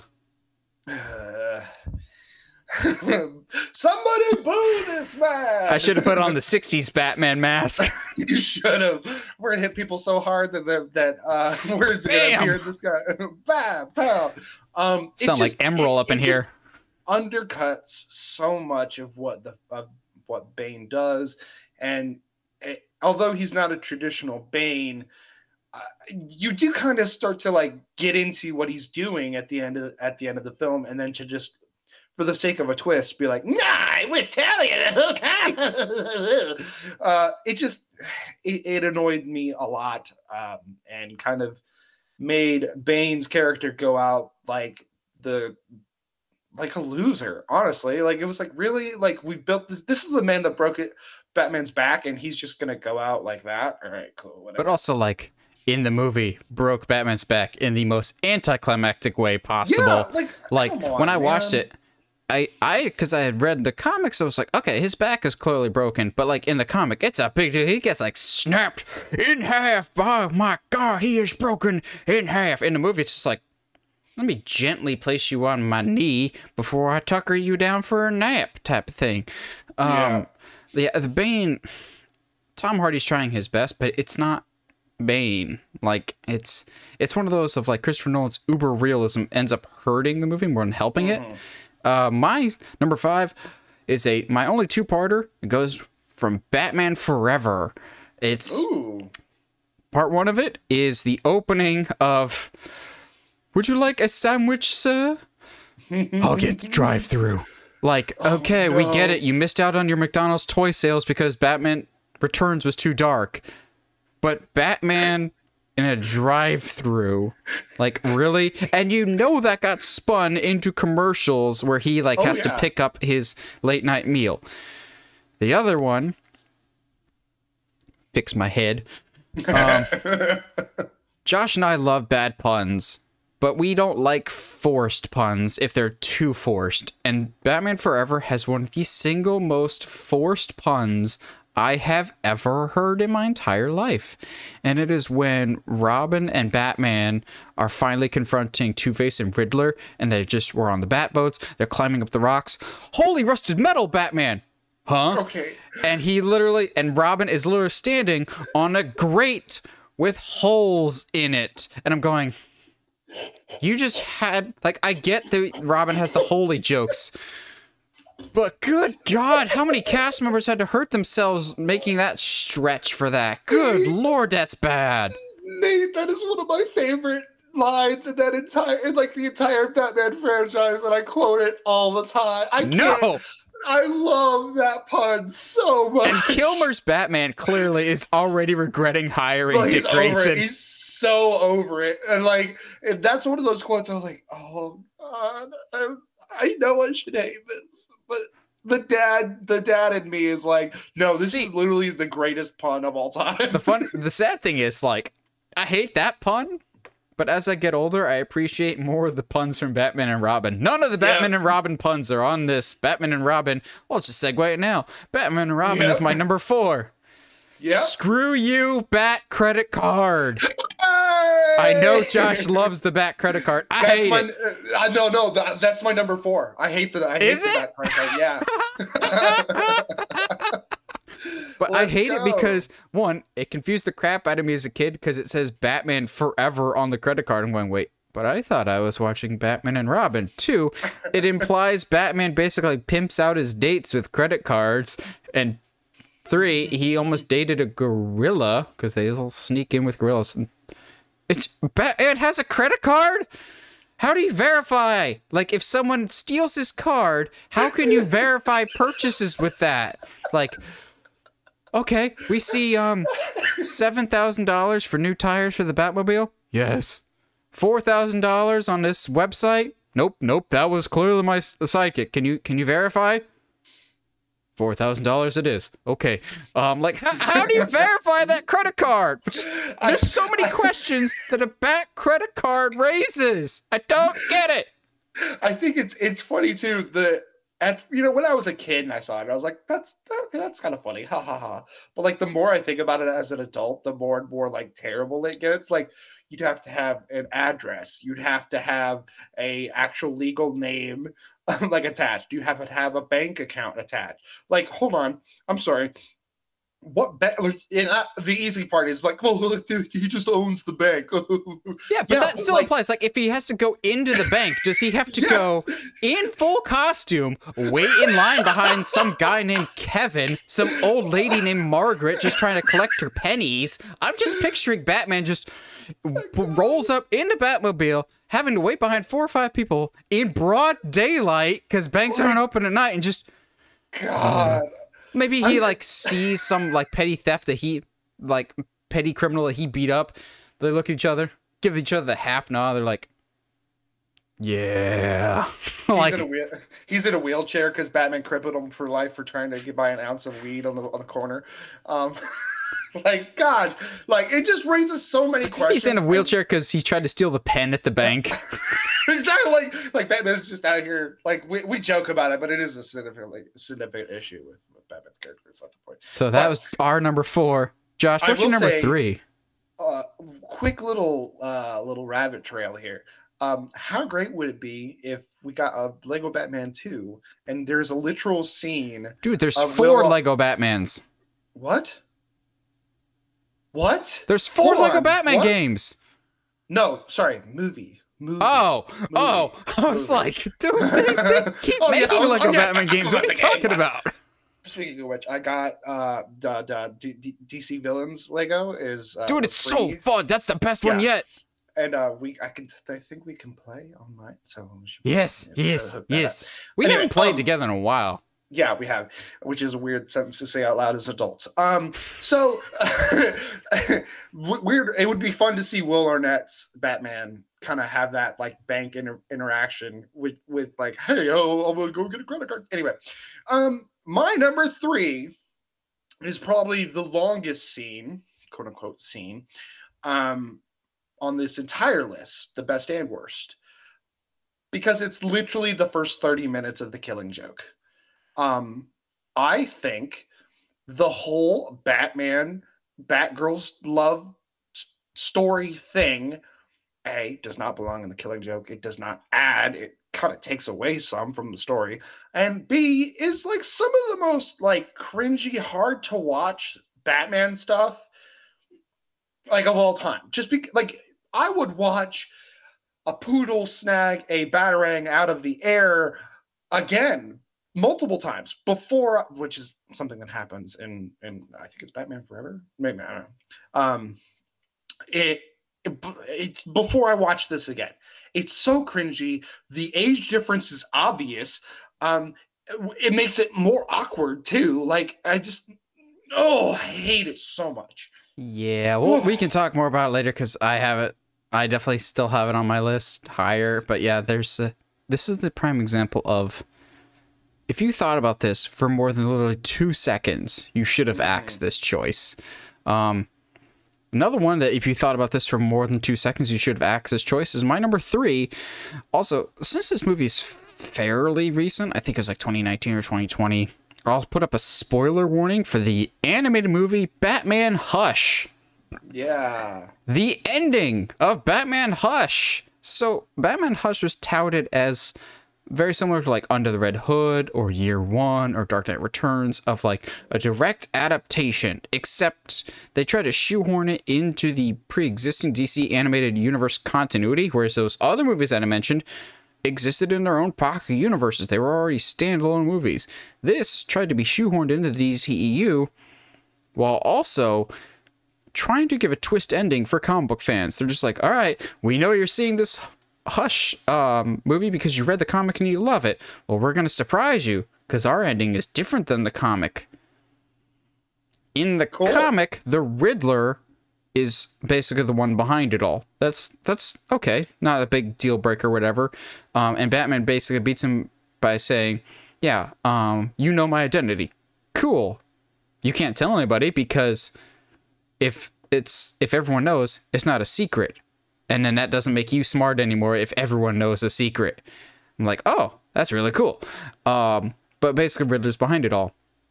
Riddler is, again, behind it all in Hush, except in this universe, apparently, Riddler has been dead for years. It was never once brought up, never once mentioned, that they're just like, Hush is the Riddler. And all of us are going, Wait, you said he was dead? When did he die? Like, when did we... They basically have a moment that they're like, Riddler, you're back from the dead. And we're all going, what? When did he die? Like, I just kind of assumed that he was alive. But also, Riddler was brought back to life via a Lazarus pit, and that's what made him go insane. And he has a question mark carved into his head, and he killed Thomas Elliot, the man that actually is Hush. I'm going... Talking about the Fantastic Beasts things overcomplicating the story. This is overcomplicating the story. Have you had a pretty good mystery? And then you just throw all the wrenches into this going, but why? Also, like, if you were going to have Riddler come back from the dead, maybe you should have acknowledged that he was dead at any point. Like, if you don't show a villain, I'm going to assume they're alive and out there somewhere, not assume that they're dead. He doesn't act like Riddler. It's a twist that doesn't really have any merit or make any logical sense. Like, I'm trying to... Even if you hadn't read Hush as a comic book, I think you'd still be frustrated with this movie going, doesn't really make any sense. This isn't a twist that was properly set up. And you're even more mad if you read the source material going, why did you change it? It's fixing something that's not broken. It did not need to be changed, guys. Like, as long as you do... things correctly, like, I think you and I have said this over and over, like, just fans knowing how a story ends does not equate as a bad ending. Like, if you can still tell an ending that the fans know they're getting, and it still be fantastic and all that. It's crazy that we're going into number 2s talking about endings, because the ending of Dark Knight Rises is the pinnacle of why I hate that movie. Okay, so let's break down. All right, yeah. It's wartime. So here's the thing. I'm going to break down Dark Knight Rises for you based on the view of the ending. Okay. Oh man, I'm too hurt to be Batman. I better become Batman again. Works for good chunk. Even though I've only been Batman for about like 6 to 8 months. Yep. Can't be Batman anymore. I don't like it. This whole life thing that I did because of the death of my parents. I've dedicated my whole life to it. Gonna give it up just because of a little boo-boo. Gonna work half the movie to become Batman again. Okay, cool. I'm Batman again. Yay! All right, cool. Gonna be a Batman for a little bit. Oh no, I'm not. I can't be Batman because I broke my back. Oh man. Okay, I guess I better work up to be Batman again. Okay, cool. Gonna teleport to the other side of the world. Okay, cool. All right, I'm Batman. I saved the day, and I faked my own death so I don't have to be Batman anymore. Like what? That's not. Not only is that, first of all, a very poorly written character and whose motivations are weird and don't make sense. For a Batman story that doesn't make sense. You're telling me that this character for 2 movies has been like, yo, this is my life's work. This is what I'm meant to do. And then in the course of 1 film was like, haha, JK gonna fake my death so I can go live out on the other side of the world. Like, that just doesn't, you don't have to wrap the series in a nice bow. He can still go do stuff. And like, just to hand it off to somebody named Robin, it just doesn't make sense. The ending, I think everyone misinterprets. They're just like, oh, Robin's gonna be, we're gonna get Robin in the Nolan verse. I'm like, did you miss the point of the entire trilogy? The whole point of Batman Begins and Dark Knight Rises is literally anyone could be Batman. Robin is his birth name. That was Nolan going a just sly reference to the comic because he was afraid to put the actual Robin in the movie. Put Robin back in theatrical releases, you cowards! Pattinson, we're looking for you for hope in the next one. There's some things with Rises I can defend. Him retiring, I really can't. I'm with you on that one of like, Batman doesn't retire. Like that, it's his whole life's mission, especially when he really hasn't put that much time in. The autopilot thing, I can defend. Some people are just like, there was no way he could have gotten off the thing in time before it blows. I'm like, if you look at the editing, yeah, it doesn't show that he's still in the thing with a couple seconds left. He had time to get out. If I had to put something from Dark Knight Rises, I put Talia's death. Talia's death is pretty bad. It just, she literally just... like, has the dramatic body flop and everything. Either that or Bane's death. Literally just, hey, how do you feel about getting shotgunned in the face? Like, and getting shot across the room. That works. I don't hate Rises as much as Josh does. In fact, I have some of it in my best list, as much as that's going to irk him. I love it. Yeah. But, yeah, it does have some issues, but the whole retirement thing really does kind of bother me a lot. And it's like, to me, also, like, that's a tactical nuke. Like, there's no way that the radiation from that doesn't, A, affect all of the sea life, B, doesn't also Aquaman and Dark Knight 4 still affects the city. Like, that's, like, that didn't do anything. Like, whatever. It's, yeah, like I could sit here and rant about Rises till the cows. I could sit here and rant about Rises till the cows come home. Yippity yap. But so, I'm curious to hear what your number 2 is. Is it the Talia's death, right? Martha. Martha. Why did you say that name? Martha. God, this scene. You can say however much you want, and I know those people will be like, it's really, really deep and profound that he realizes that he's the monster that he was so afraid of as a kid because they share the same name. I'm going, or it's just a really stupid decision. Like, it doesn't work. It's not as emotionally compelling as you claim it is, Snyder fans. It's not good storytelling. The Martha thing is just bad. It's just lazy of... It's like someone was writing the script and go, hey, Zach, you ever notice that Superman and Batman have the same mother's name? Dude, write that down. We can use that. Which is, to be fair, something I hadn't realized until this moment. But... yeah, I didn't either. Heather leans over to me in the theater and she's like, I don't think I realized they had the same mom's name. I'm going, hey, I didn't either. That's crazy. But like, it's actually my number 1. This scene makes no sense. I will give this caveat. If Snyder was a competent storyteller and had set this kind of moment up through dialogue, through anything, in order to be like, hey, like, he is lost within himself. He is slowly becoming this monster that he doesn't realize, and he sees this person as an alien, as a destructive enemy, and not as someone who can be rationalized with, you know, how Batman would be, but whatever. And that's the moment that brings him back to reality, which is back to reality. Oh, there goes kryptonite. But like, you know, because Batman apparently didn't do any research on who Superman could be. Anyway, it's not like you could eat his mom's spaghetti. Yeah. Anyway, the thing is, it just doesn't, like you said, it just doesn't work. It comes out of nowhere. It, on the surface, could be a fantastic storytelling point, but there is virtually no setup for it, virtually no emotional connections for it. And it just, the way that it comes out is extremely cringe. And the way that, like, that's the decision that he automatically is like, yeah, no, I can completely trust this person and I will go to war for this person.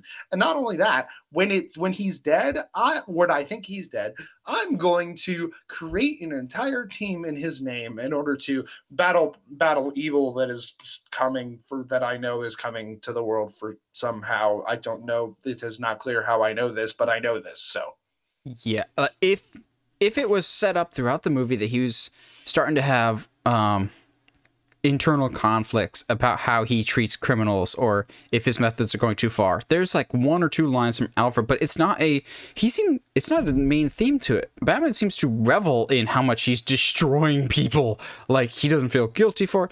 And also my biggest hang up with Ben Affleck's Batman is he kills people.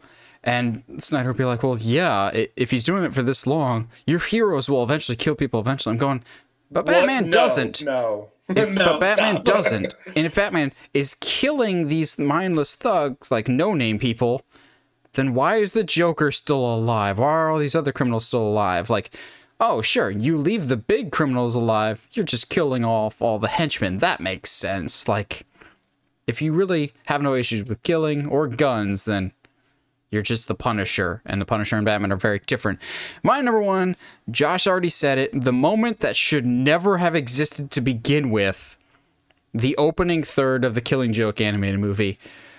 This is the single biggest mistake in any Batman movie, live action or animated. I'm tempted to put it as one of the worst mistakes in Batman, period, but I'm sure there's some stupid choice that's been in a comic somewhere in the past, but this does not further the story at all. I get that they're trying to make it of like, oh, we want it to be more emotionally impactful when Barbara gets taken out. I'm going, it's already pretty emotionally impactful that she is basically assaulted and shot and paralyzed. Like, that's pretty traumatic in and of itself. We don't need Batman hooking up with Batgirl when he's basically known her entire life. Yeah.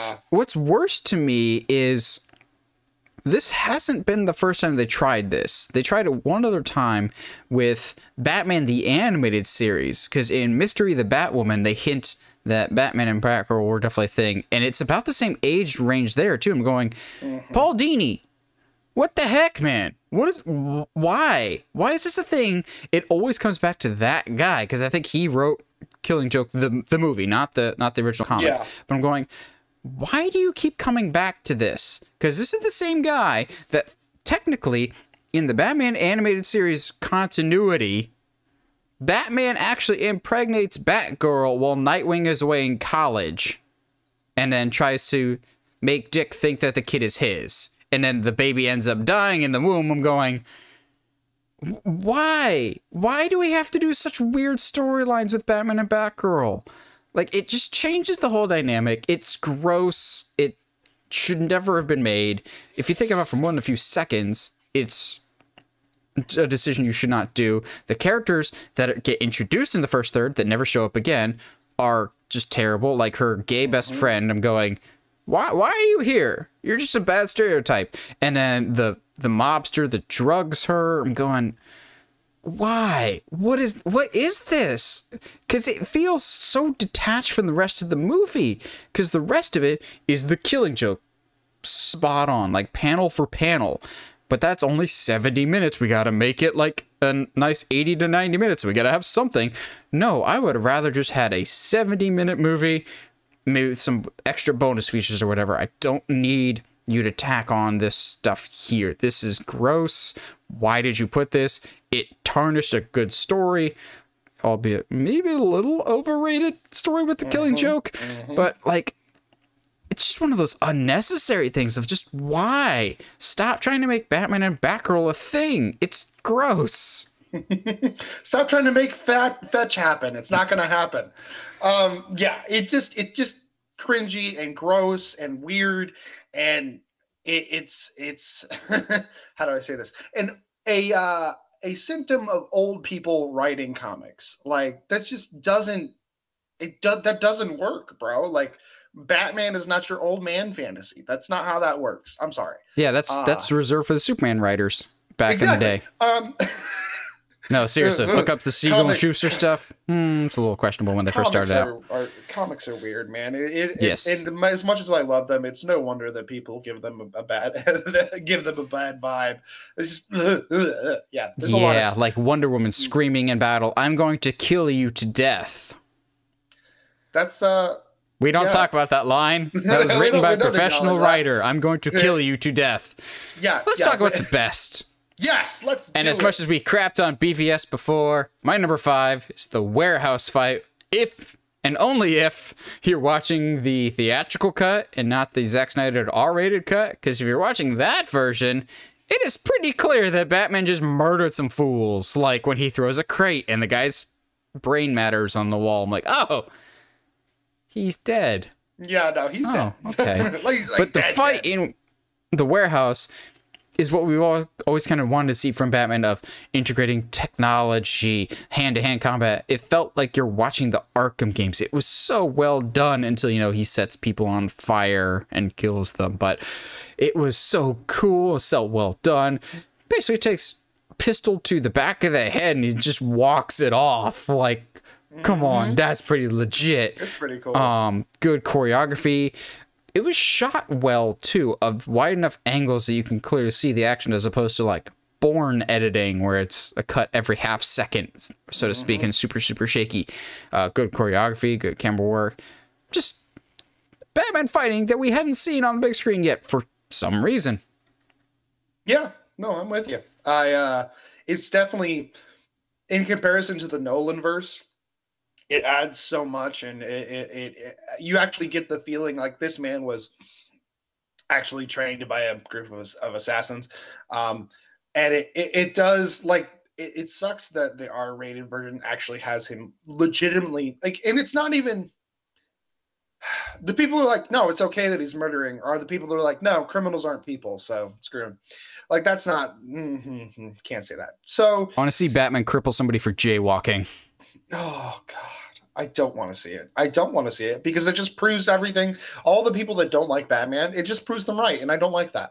And you know, maybe that's as somebody who likes Batman a lot. So my number 5 best moment comes from the criminally underrated and underseen Batman Begins, when it's one of the first times we see him take up the mantle and actually do something. It's that warehouse scene where he's, you know, diving around or whatever, and you get that fantastic line, "Where are you?" behind him. Like, so good. Like, it is literally one of the best, like, up until that point, that was one of the best times where we had seen Batman use intimidation in that way, and it's just so cool. It's still, I think about that scene often. It just does so, Batman Begins is underrated. There's so many good things that happen in Batman Begins, but it is very underrated. That's definitely one of my favorites. I think the success of Dark Knight ended up hurting Batman Begins because everyone's just like, "The Dark Knight." I'm going, I think Batman Begins is probably just as important because it saved the franchise and saved the superhero genre in general. I don't think we would have gotten the MCU if it wasn't for the success of Batman Begins kind of restoring a big name franchise along with like X-Men and Spider-Man. Batman Begins will definitely show up later, but I do think it's very underrated. I know some people are biased towards the Michael Keaton's "I'm Batman" when it starts, but my favorite to this day, "I'm Batman" so far is that one on the pier when Falcone's like lost all of his men. "What the hell are you?" "I'm Batman." And you're like, "Oh, yes, you are." And then he headbutts a guy and he sees the homeless guy. "Nice coat." Like, I like that Batman Begins still has some levity to it of like the nice coat. The here. Like that's a little funny. There's, as dark as the Dark Knight trilogy is, there's still some actually good humor moments to it. Like, I will still die laughing of in Dark Knight, "So you think your client the smartest, most powerful, richest man in the world, secretly spends his nights pounding criminals to a pulp, and your plan is to blackmail this person? Good luck. Like, yeah, that's so good. My number 4 is Dark Knight Rises. Just all of Dark Knight Rises, just for John. No, not all of Dark Knight Rises. I was like, I'll hang up. Hang up the call right here. Like, I'm not even scared. I have seen Dark Knight Rises a lot in theaters, but yeah. No, it is the part where he climbs out of the pit in wherever undisclosed location that is. Granted, completely ignore the sketchy back surgery that he underwent. Of here. Pat on the back, you're fine. But yeah. I like what the climbing up the pit symbolizes to him and the way it's shot, and it's clearly just a representation of him climbing out of the cave when he was a small child where he got his fear of bats. It's him finally embracing and conquering his fear, because you can make the case that his entire life he's been living in that cave because he's lived in fear of losing people, fear of bats. And so him escaping the pit is genuinely him escaping his fear, conquering his fear.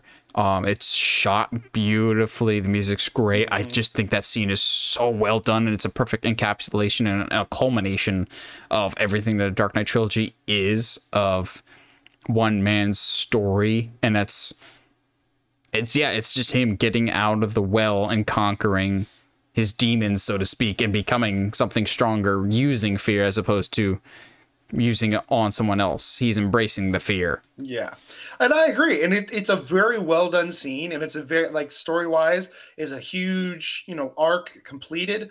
It's just unfortunate, and it makes me more angry when he just finally conquers that fear, and then first chance he gets, decides to hang up the cowl. Like, that doesn't make sense. But yeah, that scene alone, fantastic, beautifully shot, well done. I was locked in for it, and it also kind of sucks that he just teleports away from that to the other side of the planet. Doesn't make sense, but whatever. That scene alone, fantastic. My number 4, from the ever so classic Batman Under the Red Hood, the final climax scene.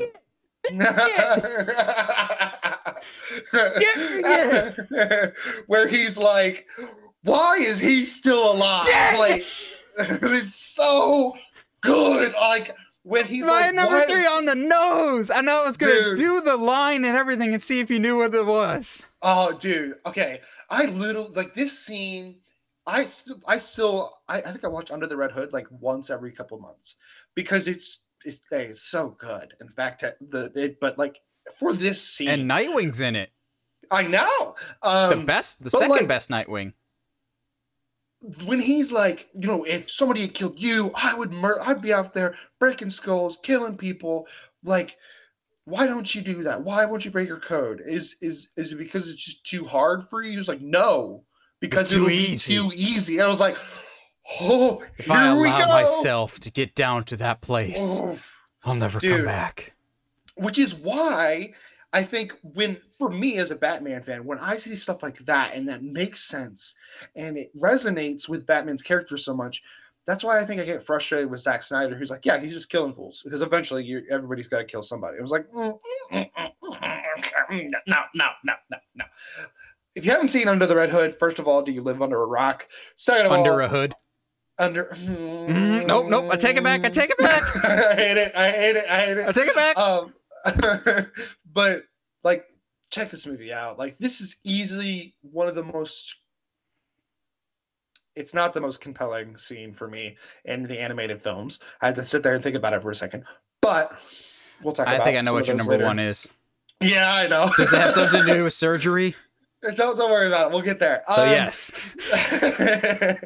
But like, seriously, genuinely, it's one of the best character moments, I think, in the animated movies, of where him explaining why he doesn't kill, and explaining it to the one of the few people that emotionally, like, destroyed him because he could not save. He was just too late. So Fantastic. I've talked to nauseum. If you want to go ahead and take it up from here, since it's your number it's my number three too. friend. It's I love it that every couple months it like will make the social media rounds of like, man, I can't wait to get this in live action form, or this is the best Batman scene, and it honestly really is one of the best written Batman scenes, live action or animated. It's so good.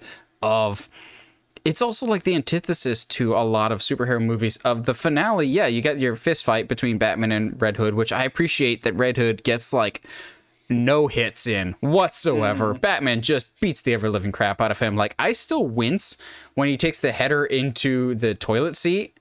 Like, the sound design on that is so good. Yeah. But it's the antithesis of a lot of superhero movies of the finale is talking. Besides the fight, it's talking and working through grief of just like, he killed me and you left him alive. What? Why? He's like, I can't even break it, not even for you.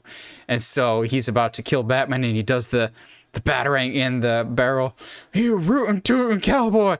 He still found a way to win. Because I love that line a lot too. Of no matter what, Batman will always find a way to win. It's like Kirk. I don't believe in no-win scenarios. It's so well done. The movie's great because we also have the second best Nightwing of all time with Neil Patrick Harris. All hail the Harris. It's just so good, and I would like a 4K remaster of that, please. Yeah. If y'all haven't seen Under the Red Hood, it's just the best, and the final confrontation is so well done. Joker's laying on the floor like, oh, you do think about me. But like, if you say another word, this one's going in your lap. Oh, party pooper. No cake for you.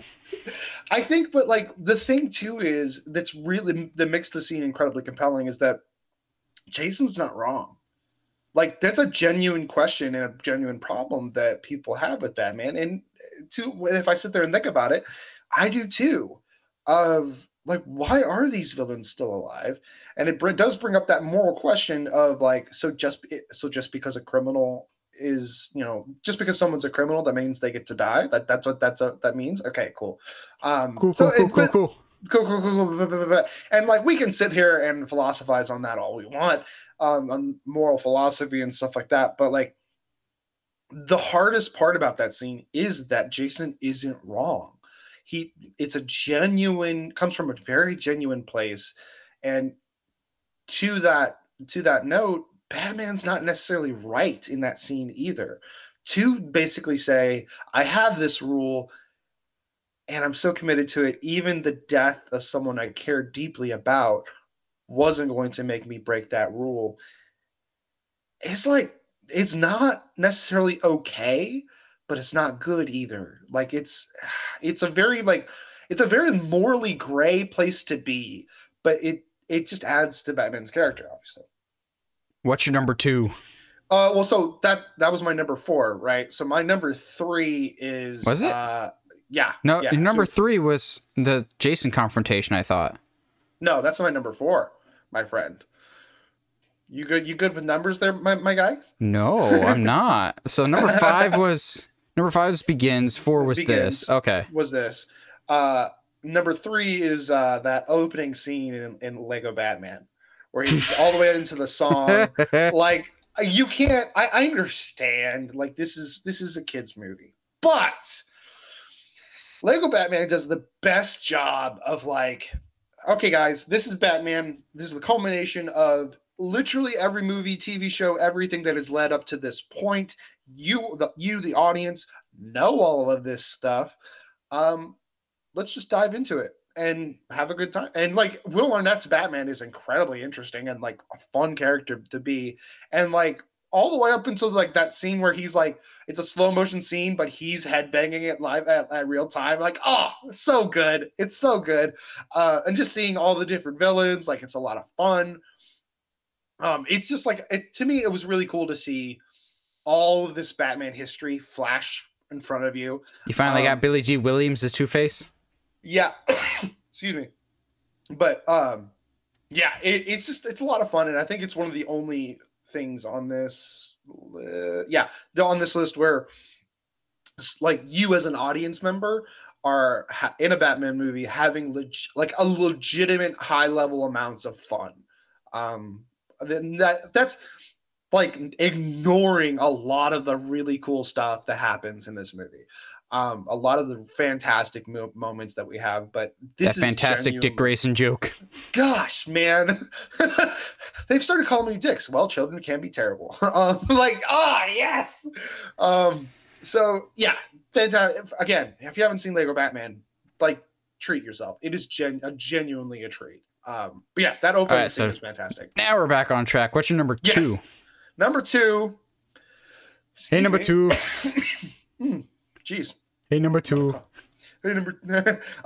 No! Don't do Scrubs references to me. Oh, that hurts a little bit. Oh man. How has no one made matching shirts with that? Hey, number one. Hey, number two. I'd much rather that than Thing 1 and Thing 2 shirts. Yeah, I was gonna say because Thing 1, Thing 2 exists. And people, never mind. Nope, not gonna go down that rabbit hole. Not gonna do that. My number two, is from the how do I describe it? Batman Gotham Knights. So Batman Gotham Knights is a collection of stories rather than have like one through like single thread. There is one, and I forget where it is in the in the different stories, but it's when it's the story is shot from the police perspective. Yes. It's not like you're not following Batman. And there's this moment where you're watching Batman through after a car has exploded, him taking down these villains. And one of the criminals grabs the officer, is about to execute her, and it pans over, and you see Batman coming through the fire to stop. I was like, oh, dude, it is so good. And I think that part of the reason why it works so well is that entire story segment is all done from the cop's perspective. So and from the criminal's perspective. So you don't necessarily get in the headspace of Batman. So you see how like legitimately kind of scary he is and why he strikes fear into both criminals and the police. So gosh, fantastic. That scene is so good that it looks like Matt Reeves took some inspiration for it in the Batman when Batman's chasing the Penguin. That scene looks suspicious like that. My number two, bringing it back to Batman Begins. I think it's the personification of the entire Dark Knight trilogy, but also just Batman's character. And it's one of the single greatest quotes, not just in Batman lore, I think just one of the best quotes in movie history. I failed them, Alfred. Everything my parents stood for. Why do we fall, Master Wayne? Huh? Why do we fall? So we can learn to pick ourselves up. You still haven't given up on me. Never. And you're like, oof! Ooh! Yes. Just get goosebumps thinking about it, of the core relationship between Batman and Alfred, between Bruce and Alfred, Batman and Alfred, same thing. That again, Dark Knight Rises just kind of throws out the window of just, hey Alfred, screw you, you're fired. But Batman Begins really nails the core concept of no matter what, you always get back up. Alfred's always there. Michael Caine's Alfred is just perfect. I know I've said before, we've never had bad Alfred casting, but to me, I think Michael Caine's my favorite. He's so good. What's the point of all those bloody push-ups if you can't even lift a log? And Bruce has that, like, I'm dying here, man, and you're still sassy. Like, it's just so good. But that's whole scene of, did I make the right choice? Am I doing something wrong? And Alfred going, you stick to what you're doing. It's okay. You're gonna fail sometimes, but I'm still here for you. It's so beautiful. It's so well done. I love that scene so much. It's so one of my favorite lines of all time because it's applicable to more than just the movie, and that's what a good line should be. Of if it's applicable for just a specific situation, yeah, it sticks with you. Yeah, no, absolutely. Michael Caine, and God, I might go watch Batman Begins today. Yeah, I might. It's just so good, and I think it's Dark Knight definitely overshadows it in a way that is kind of sad because God, Batman Begins is so good, and Michael Caine's Alfred is just so incredible, and delivers lines like that.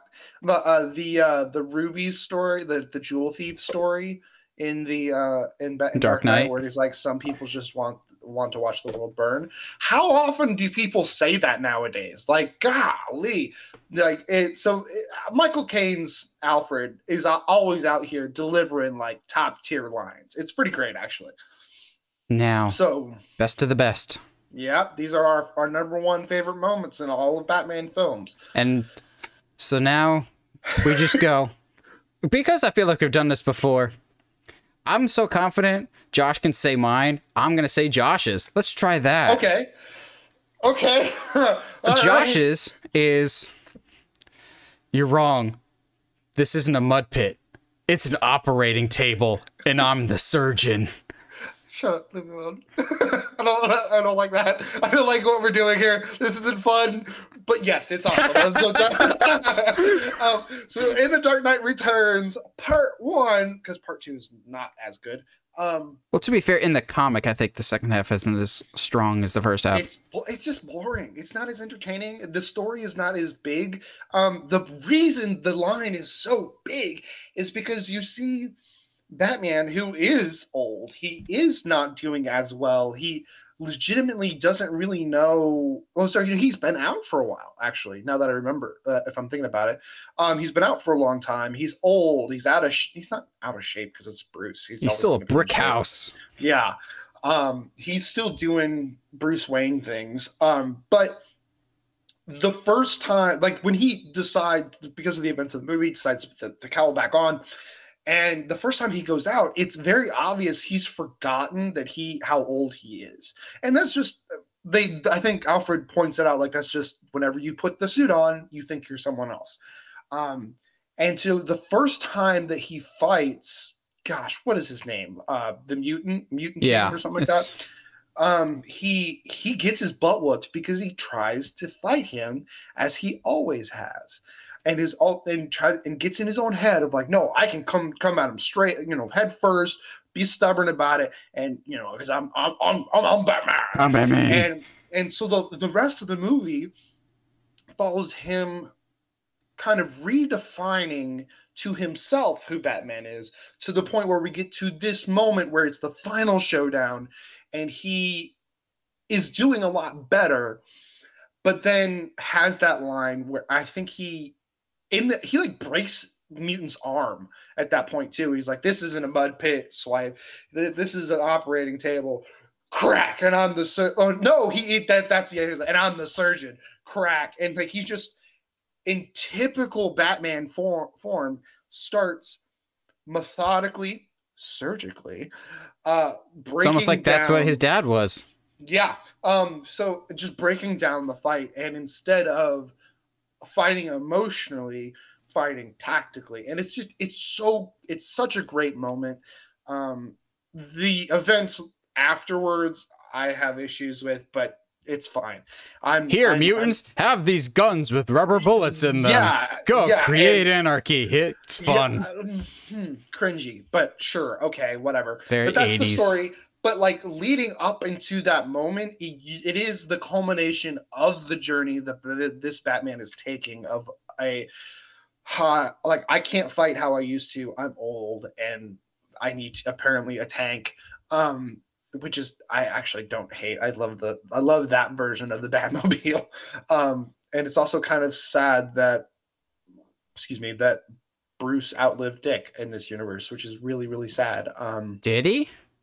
Yeah, I think if I remember, I might be okay. I don't think he did. At the very least, I thought Dick retired or moved away or somewhere. He's retired or moved. He's like, all that we know is he's like out of the picture. Well, obviously he moved away. He probably moved to Bloodhaven. Yeah, something. He is not. And obviously didn't end up with Barbara, I think. Yeah, I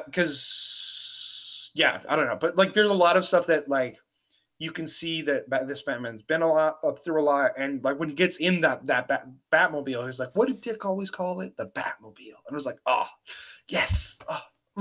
So but then, since Josh can reciprocate, Josh, what's the best Batman moment of all time for me?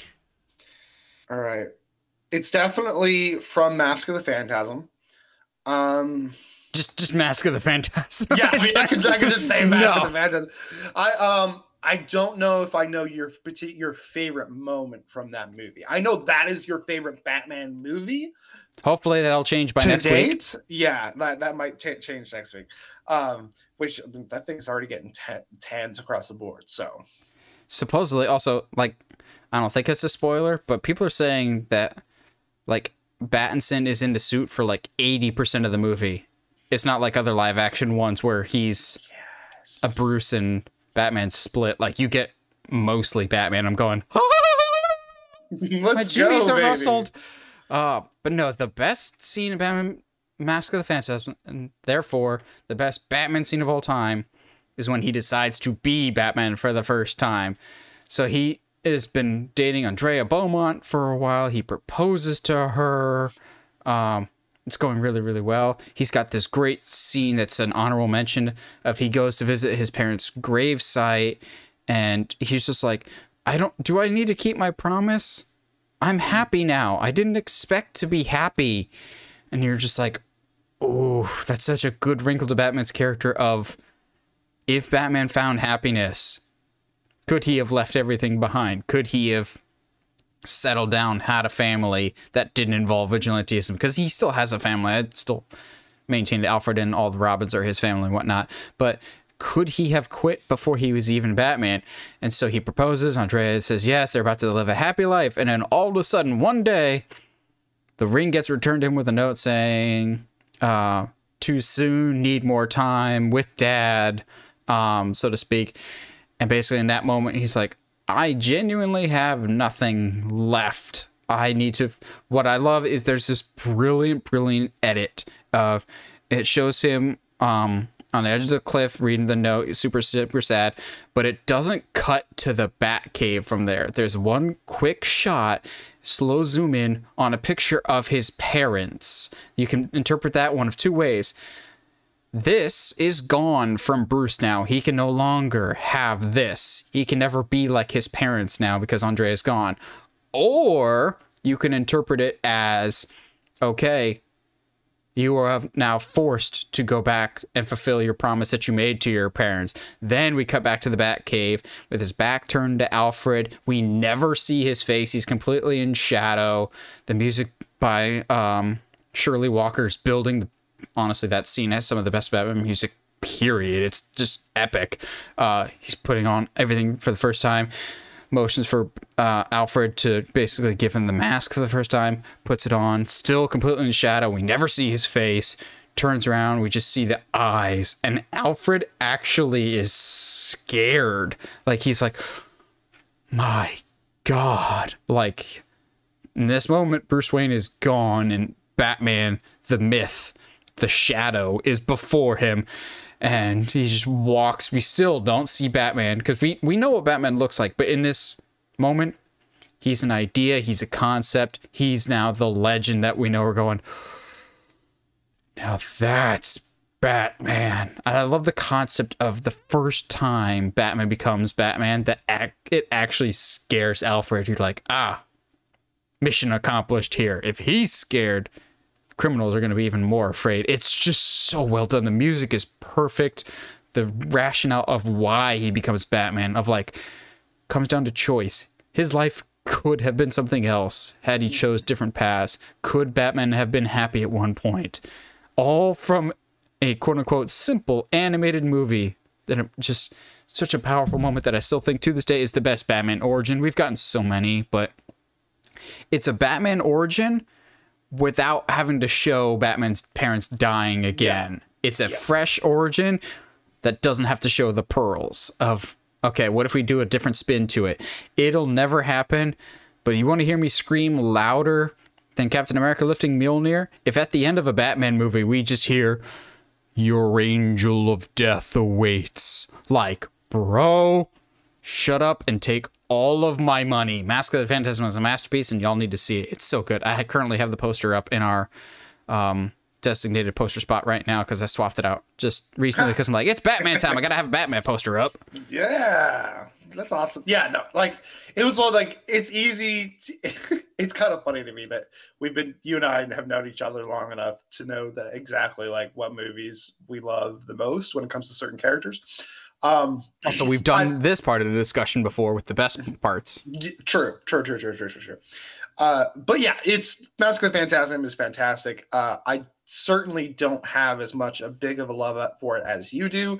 I think you definitely have like, how do I say this? You're more fond of like the Batman animated series. Like you have a fonder love of that era. You're the Batman. You're next gen. Yeah, yeah, I'm next gen. But no, like yeah, I am ipso like facto. Ipso facto. That's the word. The word for the podcast today, kids, is ipso facto, which is technically a dismissal word. The way you said that kind of made me think of the Eddie Murphy SNL sketch. Today, kids, we learn about squatters' rights. Yes, it's so good. Just having like Sesame Street level stuff about terrible things that should not be on Sesame Street. Today, Elmo's going to talk to you about drug addiction. Yeah, but back to Batman. Fantastic stuff. These are all fantastic moments, and it's crazy that, like from your point of view too, that Rises can have both equally like great moments and equally bad moments as well. Very bad. Very bad. But it's interesting to me that Begins is on our best list. Like I could talk about Begins all till the cows come home. And honestly, yeah, like this gets me super hyped for the film. I still need to buy my tickets, so I might end Good luck with that. Yeah, I might end up having to wait a week. I don't know. We'll see. Got some other stuff going on.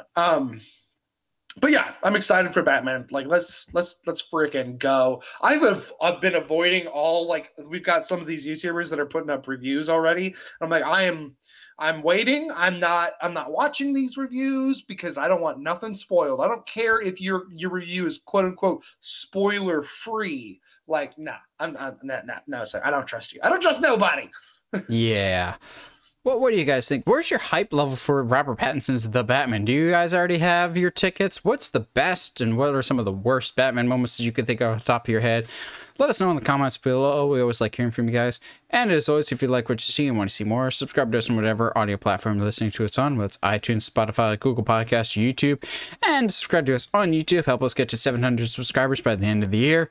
And as always, stay sharp, movie guys and gals.